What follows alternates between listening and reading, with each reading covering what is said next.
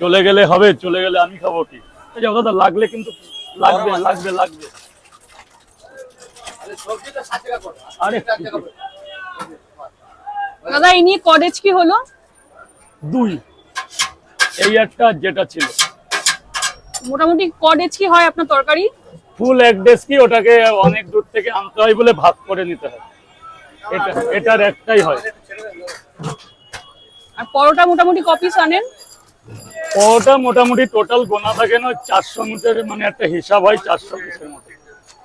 আর এখন দাম কত রেখেছেন? 3টে পরোটা আনলিমিটেড তরকারি 20টা টাকা দাম। আর একটা ডিম নিলে 30 টাকা। দাদা একটু এদিকে এসে খাবেন, একটু দেরি হবে দাদা, একটু প্লিজ, একটু দেরি হবে। কতদিন ধরে এখানে বিজনেস করছেন? 15 বছরের উপরে হিসাব করলে, আরো বেশি ছাড়া কম হবে না। স্যার স্যার স্যার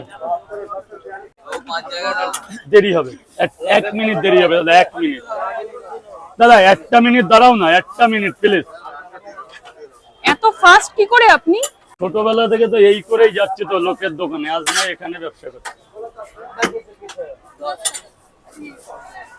আপনার কি এটাই প্রথম বিজনেস, আগে কিছু না, করতেন? আগে হোটেল লাইনে কাজ করতাম,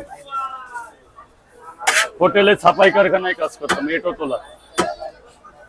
তারপর হঠাৎ করে এই বিজনেস কেন? তারপরে এই শিয়ালদা প্ল্যাটফর্মে 11টা 42-এর লাস্ট ট্রেনে বনগার বাড়ি যেতাম, সেখানে এই পরোটা টিফিন করতাম।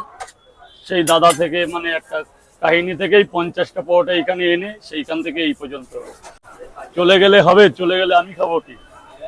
শুকনো পরোটা আজকে বিক্রি নেই, এই একই দাম লাগবে দাদা, কোম্পানির মাল আছে আজকে। তাহলে তো